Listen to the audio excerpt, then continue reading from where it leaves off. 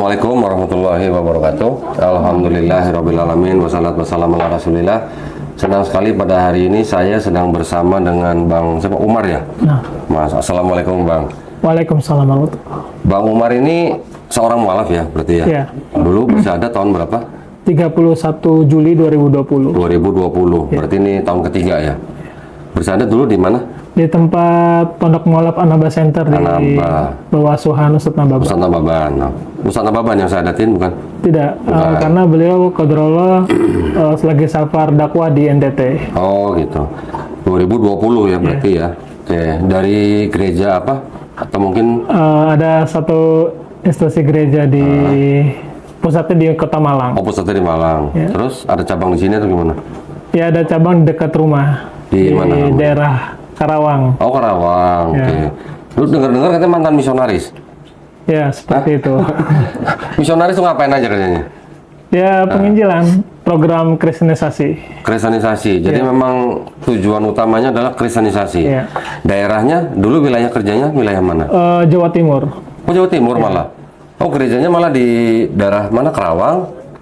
Wilayah kerjanya Jawa Timur. Ya. Jawa Timur nih karena Malang dekat pusatnya. Karena kebetulan juga kan sekolah teologi juga di sana. Oh sekolah teologi Iya. ya. Lulusan STT jadi tahun berapa? Lulus Juni 2014. Juni 2014. Oh ya udah cukup lama ya. STT apa tuh? Di Malang. Iya. Nama juga nggak mau sebut. Iya, ada. Oke nggak apa-apa. Nanti hujan badai nanti. Hujan badai. Di STT itu ada jurusan apa aja?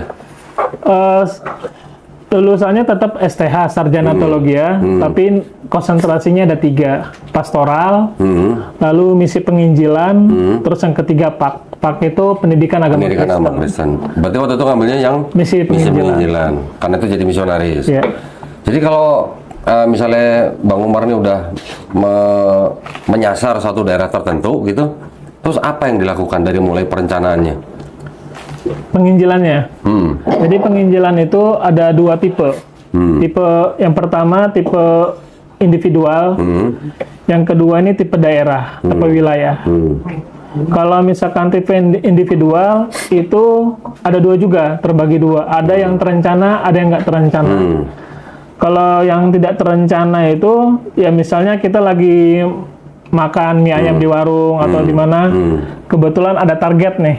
Nah, biasanya kita main kode-kodean. Oh. Ya, bahasa kode biasanya ada bahasa kodenya itu biasanya kita sebut orang gurun. Oh. Atau enggak kita sebut orang Ismail. Nah, seperti itu. Ismailite gitu ya. Ya, seperti Itu maksudnya dia Mas Umar tuh waktu itu kalau pas lagi yang tidak direncanakan itu beberapa orang gitu ya. Ya, kalau yang tidak direncanakan tuh ya random. Jadi kalau kita mungkin lagi touring atau misalkan lagi berkeliling kuliner atau seperti apa, ada target yang memang kita mau memang tentukan untuk kita targetkan. Ada si fulan ini ya udah kita injili gitu. Oh, sudah berapa orang yang dimurtadin sama Mas Umar? Untuk formalnya 20. 20. Untuk yang nggak formalnya di bawah 100. Oh, oke. Di daerah Jawa Timur aja? Ada mayoritas Jawa Timur, yang lainnya di luar Jawa Timur. Di mana? Ada tempat yang dirahasiakan. Oh gitu? Ya. Ada yang dirahasiakan? Karena ini berhubungan sama sistem penginjilan itu sendiri. Jadi mengapa ketika penginjilan mengapa banyak hal yang depan kamera ya, ada hal yang tidak bisa disebutkan secara gamblang, karena ketika Anda tahu udah dapat nih 20 dengan formal, di situ Anda baru mengetahui bahwa ada orang-orang pendeta-pendeta itu dalam tanda kutip berbisnis, berbisnis dalam penginjilan itu. Bisnisnya gimana tuh? Ya, satu jiwa itu, bila kita bilangnya satu orang itu satu jiwa. Jadi istilahnya tuh orang itu dibilang jiwa. Jadi berarti 20 jiwa gitu. Jadi satu jiwa itu ternyata mempengaruhi pendapatan Si pendeta. organisasi atau si pendeta ini dari narasumber uang. Jadi donatur-donaturnya. Jadi satu jiwa nih istilahnya dijual ke gereja gitu? Atau gimana? Jadi donatur kan dari luar negeri. Jadi donatur dari luar negeri mereka merasa terpuaskan, merasa gembira, merasa bangga bahwa Indonesia ini banyak yang bisa dimenangkan. ya, bisa dimenangkan untuk Yesus. Gitu. Oke. Akhirnya tambah duit lagi biar tambah semangat untuk mengucur penginjilan. dananya Ya. dari luar negeri. Ya, tambahan bonus-bonusnya banyak di situ. Satu orang bisa dapat berapa itu kalau? Anak kurang paham berapa nominalnya secara spesifik, tapi bisa dilihat dari harta dari mereka sendiri. Jadi ya nggak kaget ada tadinya pendeta ini biasa saja, tiba-tiba punya rumah gede, ada mobilnya, nambah mobil lama jadi mobil baru, tambah motornya. Jadi dari harta-harta yang secepat itu kan bisa kelihatan kok. Padahal jemaahnya biasa aja, tapi kekayaannya bertambah seperti itu. Ya. Sorry, mau nanya yang tadi di STT. Bener nggak di STT itu ada syarat kelulusan? Kalau mau lulus harus memurtadkan sekian orang gitu, betul nggak? Itu 20 tadi. Oh, 20? Ya, 20. Dulu saya tahunya cuma ada 3, ada yang 5, ini 20. 20. Kalau nggak 20 nggak lulus gitu? Tetap lulus, tapi apa ya, dianggap kurang berprestasi ya. gitu ya. Tapi terkadang ya ada makanya saya bingung. Anak punya teman yang nggak punya basic penginjilan, tiba-tiba dia udah dapat. Oh gitu. Anak nggak tahu caranya gimana. Jadi kalau nggak salah nih, saya juga ada kalau nggak salah ada brosur tuh, yang kalau mau pelulusan dia minimal harus membawa orang-orang dari ring keluarga pertama gitu katanya. Ya gitu ya. Nanti kalau nggak baru dari ring kedua gitu ya. Ini 20 orang. Ya, 20. Oh, Atau bisa ada pilihan lagi. Kalau misalkan dia nggak bisa 20, ada yang 10. Oh gitu. Ada yang 10. Jadi minimal 10, ada yang maksimal 20. Tapi ada juga pilihan lagi. Kalau misalkan benar-benar nggak bisa, cari kader yang bisa masuk sekolah teologia. Jadi itu nilainya 2. Oh gitu. Nilainya 2. Jadi kita bisa bawa orang masuk STT itu juga ada nilainya. Ya, karena kader sebagai mahasiswa teologi nilainya 2 kalau misalkan kita dapat orang kan. Dia seperti dapat 2 jiwa gitu, dapat jiwa dalam penginjilan. Ya, jadi dari 2014 sampai berapa tadi 2020? 2009.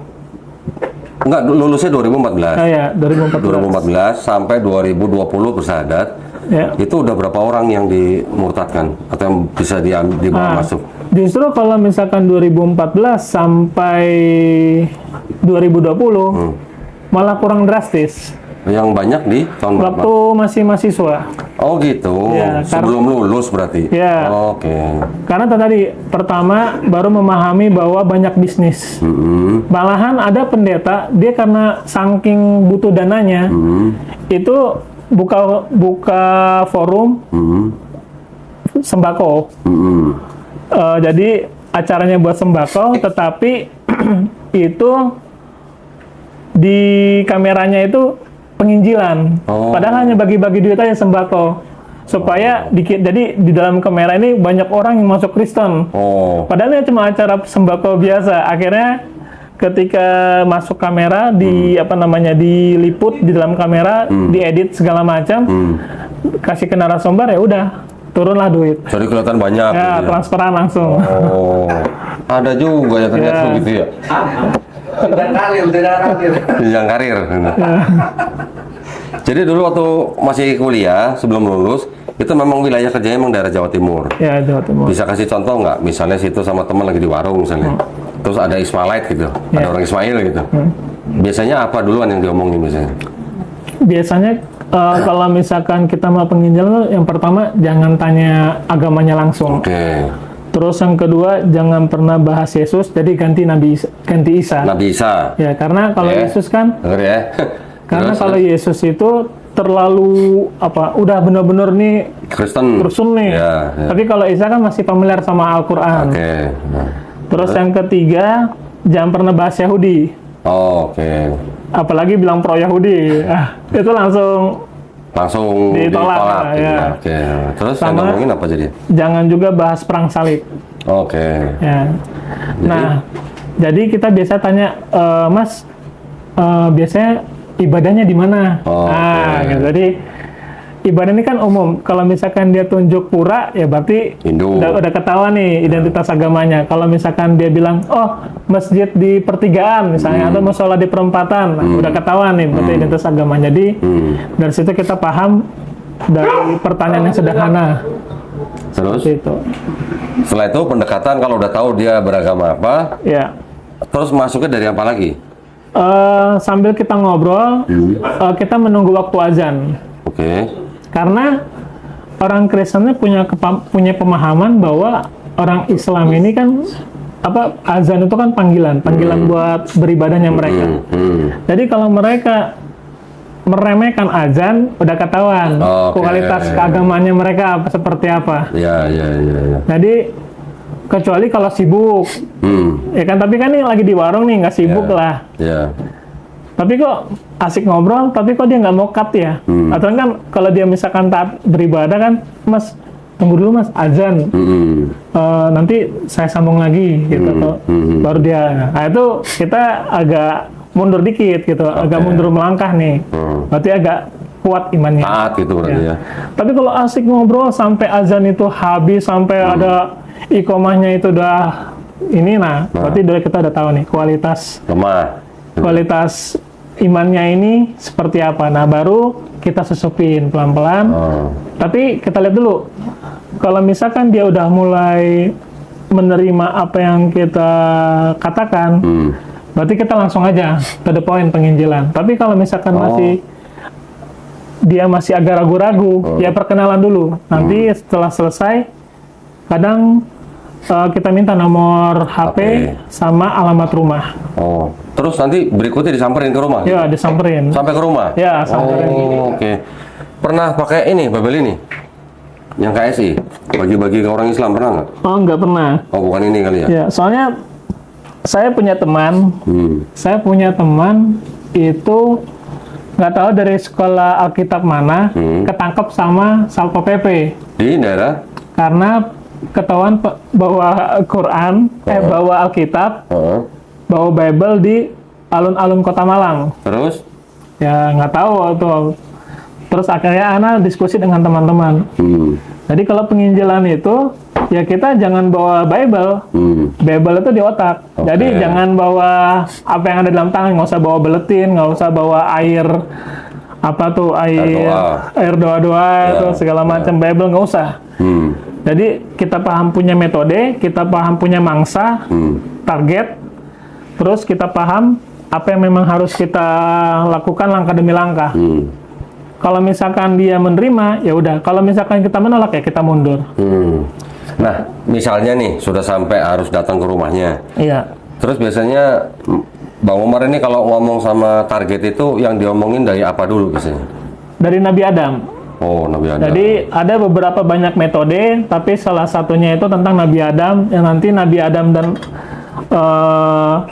Adam dan Hawa ini jatuh dalam keadaan dosa.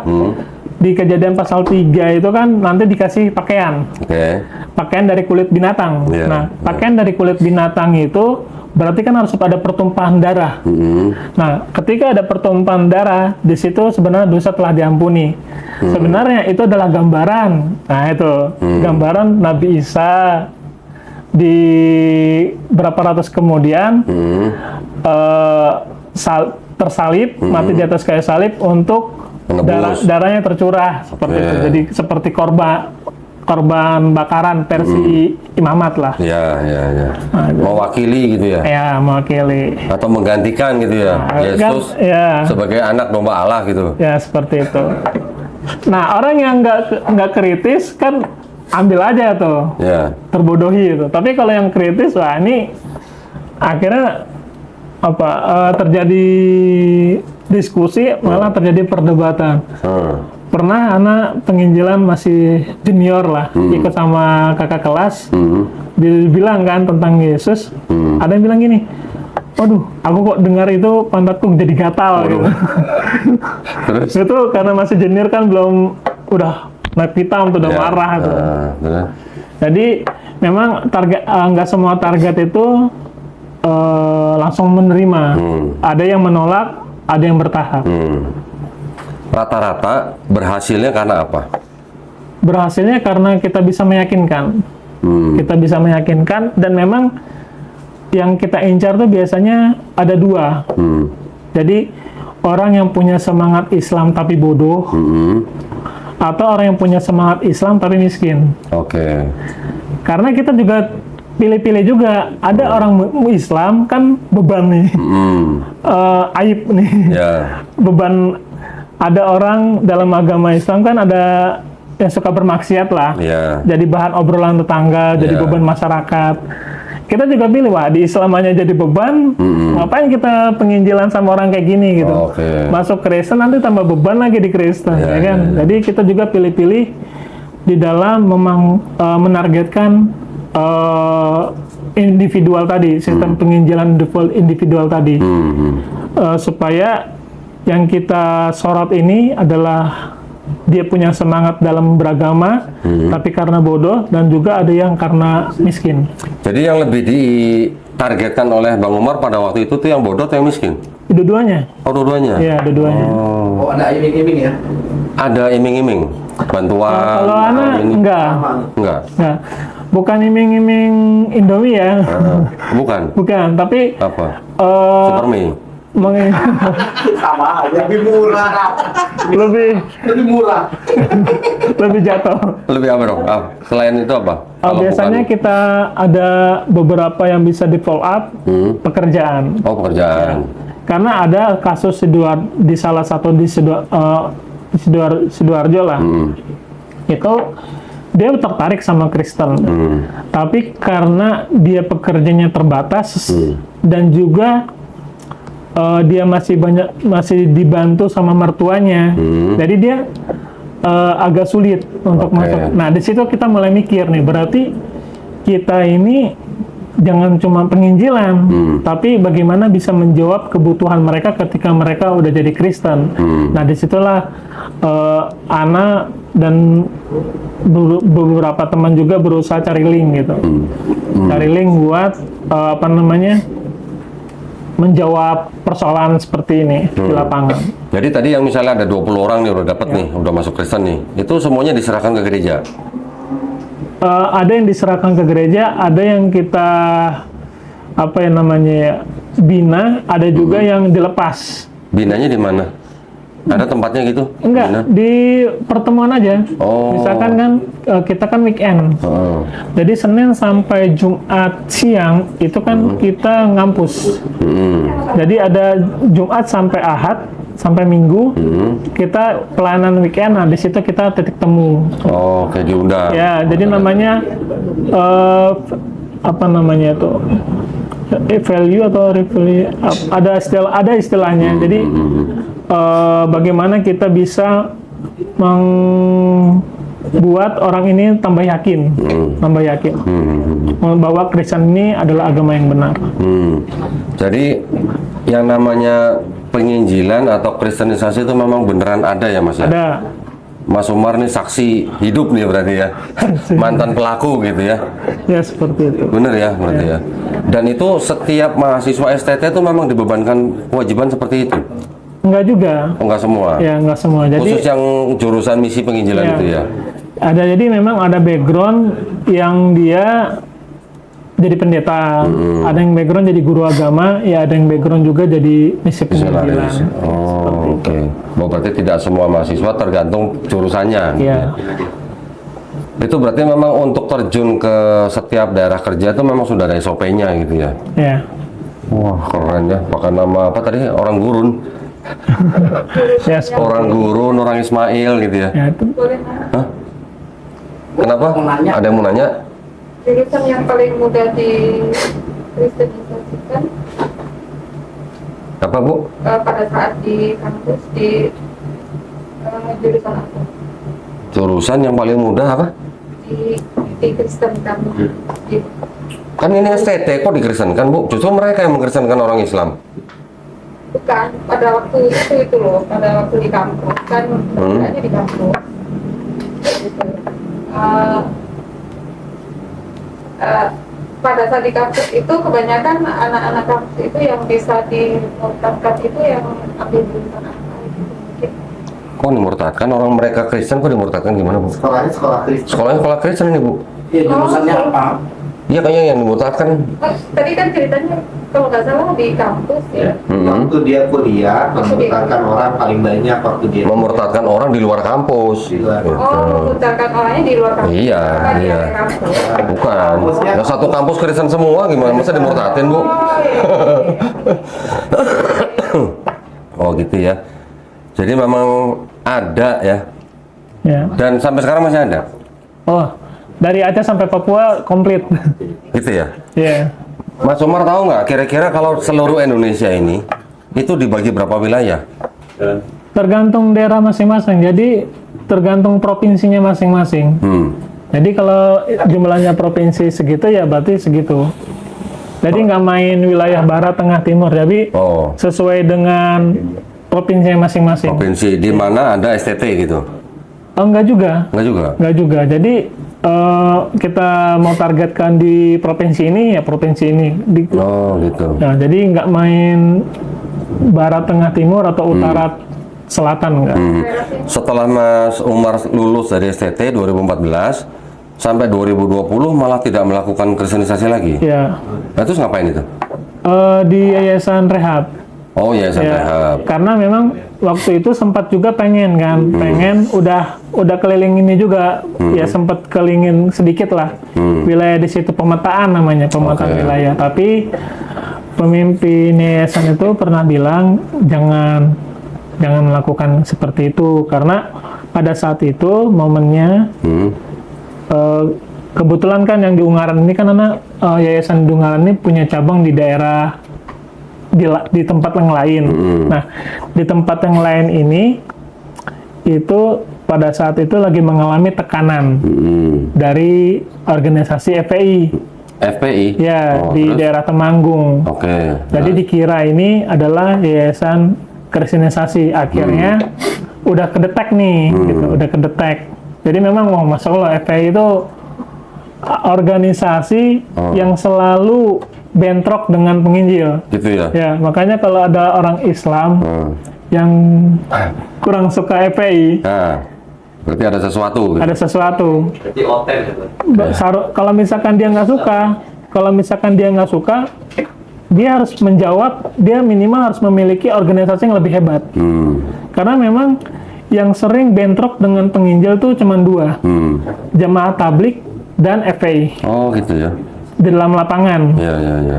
Makanya sekurang-kurangnya mereka ya mungkin individualnya aja gitu. Tapi secara organisasi mereka sangat bekerja keras untuk mempertahankan ya Islamnya di Indonesia ini, Oke. Masya Allah. Oke. Jadi Ini malah saya baru dengar ini dari mantan misionaris. ya jadi itu yang sering bentrok itu Iya, iya. FPI sama Jamaah Tablik. Oh, Yang gitu. sering bentrok dengan gaungnya, kehebatannya dalam tanda kutip ya, yang Iya, iya. semangat luar biasa para penginjil Nusantara. Oh, Mas, di seluruh Indonesia tuh kira-kira ada berapa misionaris itu? Wah, Kira-kira? banyak nggak kehitung. Jutaan Nggak bisa hitung juga sih, soalnya nggak punya datanya. Jadi Oh, nggak ada tapi data. setiap kecamatan pasti ada. Kecamatan. Ya. Terus kalau jumlah umat Islam di seluruh Indonesia yang murtad ada datanya nggak?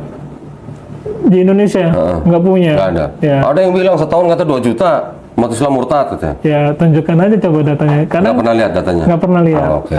Kalaupun pernah, tapi itu hanya omongan aja kan. Tapi secara data akurat tertulisnya kan, makanya kan juga nggak bilang mengakui, tapi ada.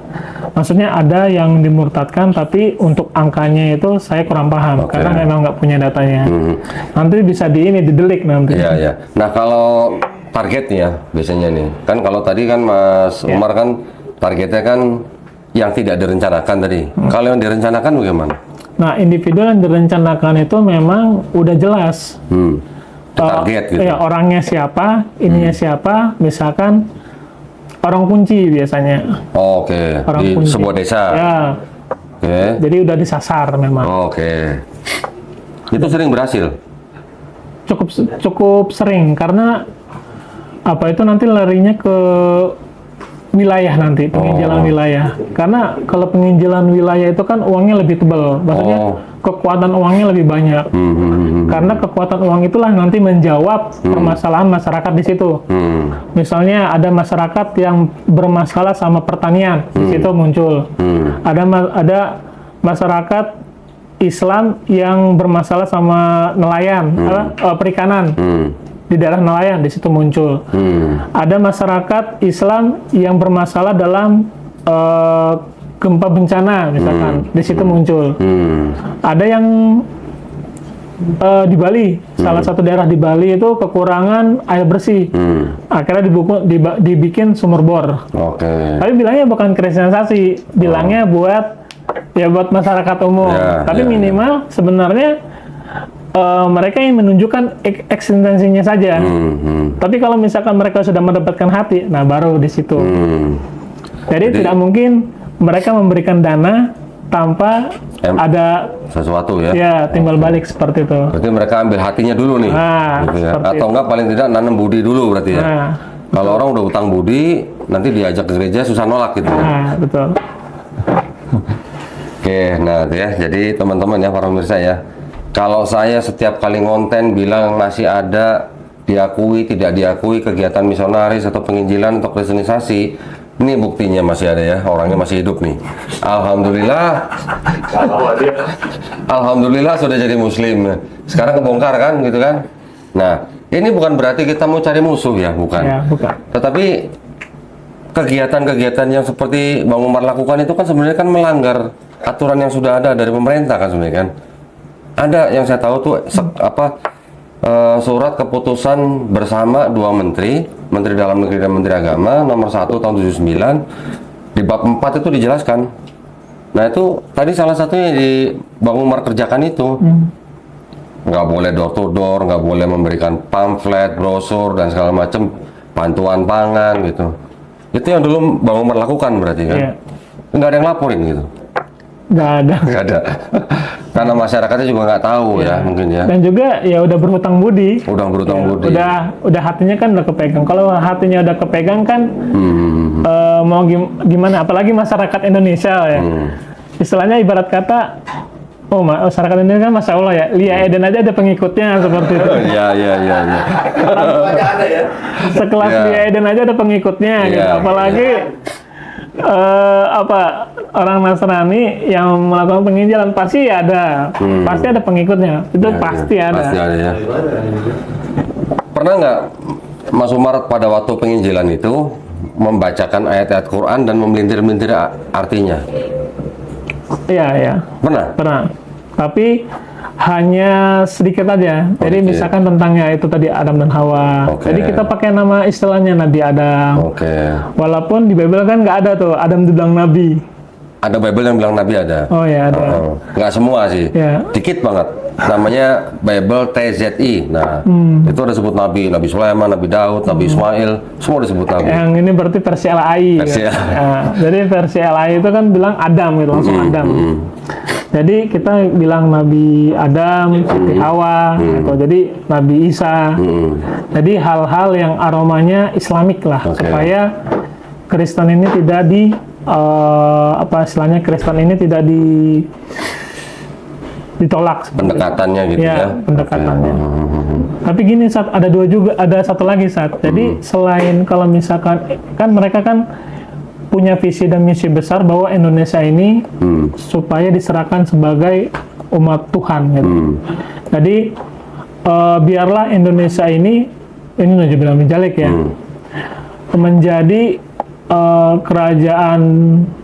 kerajaanmu di bumi seperti di surga. Waduh. Keren dong. Gitu ya. Ya, itu yang pertama. Tapi kalau itu tidak terjadi, mereka akan berupaya sekuat mungkin. Ya udah, mereka tetap Islam, tapi Islamnya rusak. Islamnya yang punya keyakinan lemah terhadap Al-Quran dan As-Sunnah. Jadi pegangan mereka. Jadi kalau mereka tidak bisa mengkristenkan, mereka akan berupaya bagaimana ya mereka tetap agamanya seperti itu, tapi agamanya yang jauh dari dasar pemahamannya mereka, yaitu ya sumbernya kan kalau kita kan Al-Quran dan As-Sunnah.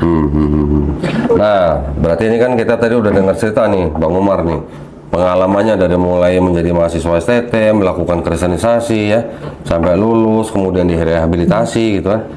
Terus gimana ceritanya kok bisa nyasar ke Islam? Nah, Masya Allah nih. Nah, gimana dong? Jadi itu ceritanya panjang, Oh, panjang. sekitar 2 tahun masalahnya. Oh, kirain 2 tahun ceritanya. Ya, Ceritanya 2 tahun?